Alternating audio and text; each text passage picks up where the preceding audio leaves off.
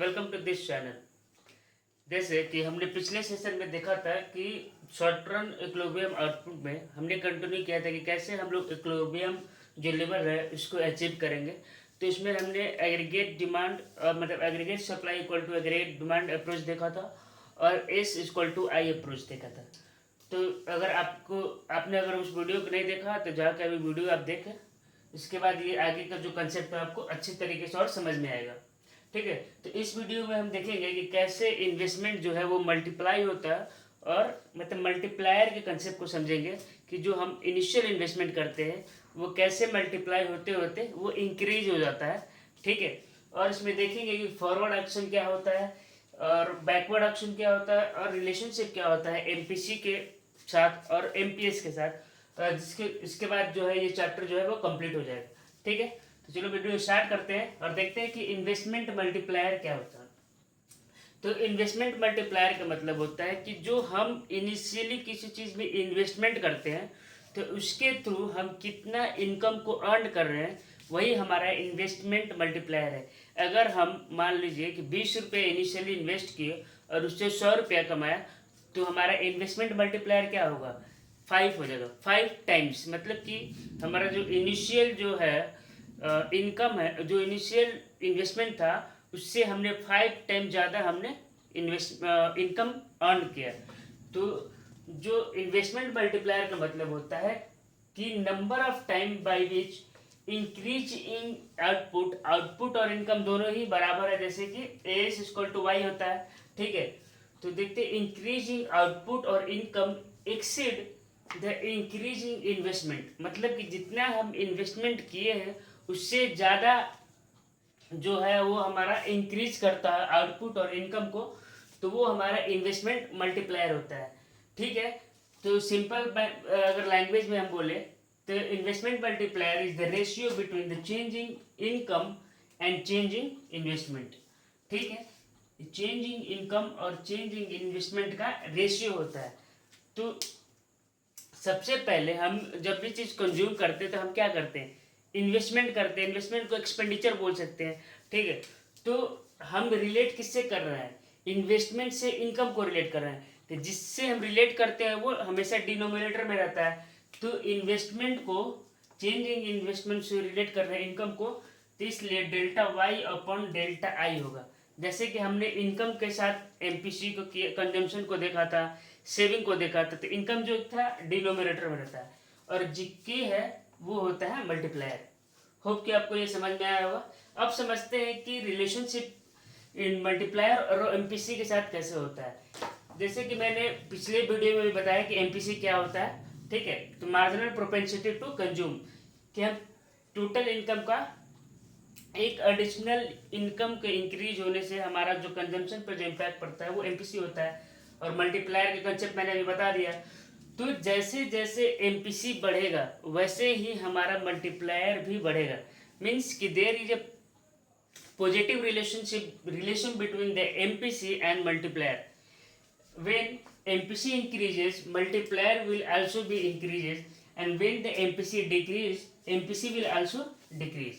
ठीक है, समझते हैं कि MPC से कैसे इम्पैक्ट पड़ रहा है। MPC का मतलब हम कितना कंज्यूम कर रहे हैं, तो हम जितना ज़्यादा कंज्यूम करेंगे उतना ही ज़्यादा हम खर्च करेंगे, टोटल एक्सपेंडिचर करेंगे।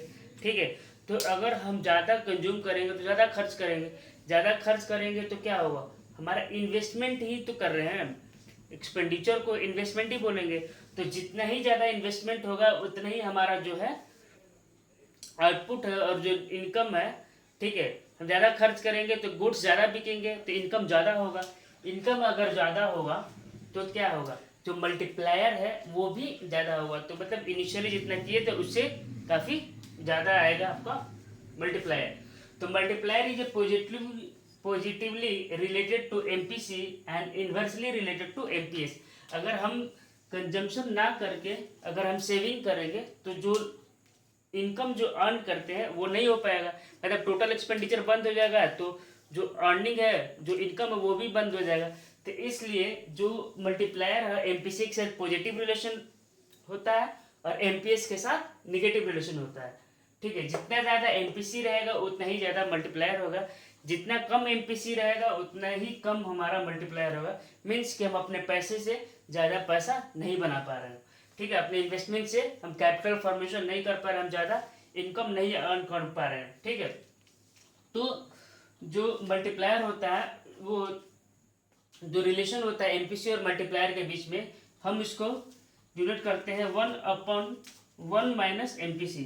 जैसे कि मैंने आपको बताया था कि MPC plus MPS equal to 1 होता है। मैंने डिराइव भी किया था आपको कि ये कैसे होता है। अगर आपको इसके बारे में नहीं पता तो आप पीछे वीडियो में जाके देखिए, मैंने इसको अच्छे तरीके से आपको समझाया है कैसे डेरिवेशन होता है। इससे भी क्वेश्चन आते हैं बोर्ड एग्जाम में, ठीक है। तो हम एमपीसी के जगह 1 माइनस एमपीसी के जगह हम क्या लिख सकते हैं, एमपीएस लिख सकते हैं, ठीक है। तो एमपीएस के साथ जो क्या है, के का जो रिलेशन है वो क्या है, इनवर्स है, ठीक है। अब समझते हैं कि फॉरवर्ड एंड बैकवर्ड एक्शन क्या होता है मल्टीप्लायर्स में, ठीक है। फॉरवर्ड मतलब आगे की साइड, फॉरवर्ड को मतलब समझ लीजिए इंक्रीज होना है। तो किस चीज का इंक्रीज होना है, इंक्रीज इन आउटपुट, ठीक है। मतलब कि जो इनकम का जो मल्टीप्लायर है वो इंक्रीज होगा जब हम एडिशनल इन्वेस्टमेंट करेंगे, तो क्या होगा, वो इंक्रीज होगा। तो जिसको हम लोग फॉरवर्ड एक्शन के जानते हैं, ठीक है। तो forward action means the multiplier increase in income, income और आउटपुट दोनों में से कुछ भी, ठीक है। जब हमारा इनकम बढ़ता है, जब हम due to additional investment is known as forward action, ठीक है। whereas the backward action means the multiplier decreases in income due to decreasing additional investment। जब हम इन्वेस्टमेंट कम कर देंगे तो क्या होगा, हमारा जो मल्टीप्लायर है, इन्वेस्टमेंट कम करेंगे तो खर्च कम करेंगे, कंजम्पशन कम होगा, कंजम्पशन कम होगा तो गुड्स और सर्विसेज जो है वो सेल नहीं होगा, सेल नहीं होगा तो इनकम नहीं होगा। तो जो मनी फ्लो है सर्कुलेशन में वो नहीं होगा, जिसके कारण जो है उसको हम लोग बोलते हैं backward action of multiplier.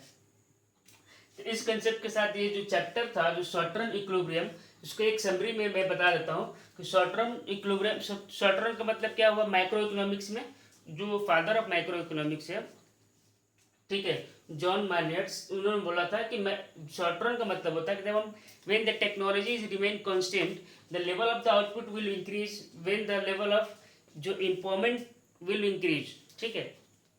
And at the full level of empowerment the output level will be constant, it will not increase. जब जो एम्पावरमेंट है, अगर फुल एम्पावरमेंट रहेगा इकोनॉमी में तो कुछ आउटपुट नहीं होगा, जिसके कारण आउटपुट जो है वो स्टैटिक हो जाएगा, ठीक है। और इक्विलिब्रियम पॉइंट, आउटपुट का मतलब होता है, इक्विलिब्रियम का मतलब जहाँ पे एग्रीगेट डिमांड और एग्रीगेट सप्लाई जो है वो बराबर हो, ठीक है। इसके थ्रू इस चैप्टर में बस इतना ही पढ़ना था। अब अगर नेक्स्ट चैप्टर हम देखेंगे कि एक्सेस डिमांड, एक्सेस सप्लाई क्या होता है, ठीक है, डेफिसिट डिमांड के कंसेप्ट के बारे में समझेंगे, ठीक है। कल मैं बैंक का जो अभी जो करेंट जो प्रॉब्लम है बैंकिंग में सबसे ज़्यादा, वो एनपीए का है, जैसे नॉन परफॉर्मिंग एसेट, तो उसके बारे में मैं एक वीडियो अपलोड करूँगा, ठीक है। वो काफ़ी हेल्पफुल रहेगा आपको, अगर आप अकाउंट्स भी पढ़ रहे हैं तो उसमें भी आपको एनपीए का कंसेप्ट पढ़ना है, ठीक है। और जो अभी करेंट सिनारियो में भी जो बैंकिंग का सबसे बड़ा जो इश्यू है वो एनपीए का है, तो उसको समझेंगे कल के वीडियो में कि वो क्या होता है, ठीक है, और कितने टाइप का होते हैं, इंडिया का अभी स्टैंडिंग क्या है, यूपीए गवर्नमेंट के समय क्या था, और अभी जो एनडीए का जो सरकार है उसमें एनपीए क्या किस लेवल पे पहुंचा और क्या डिफरेंसेज है, उसके बारे में समझेंगे। और कैसे उसको कौन सा करेक्टिव मेजर्स के थ्रू जो है बैंक अपने एमपीए को डिक्रीज कर सकता है, उसके बारे में देखेंगे, ठीक है। इस वीडियो में बस इतना ही। Thank you so much.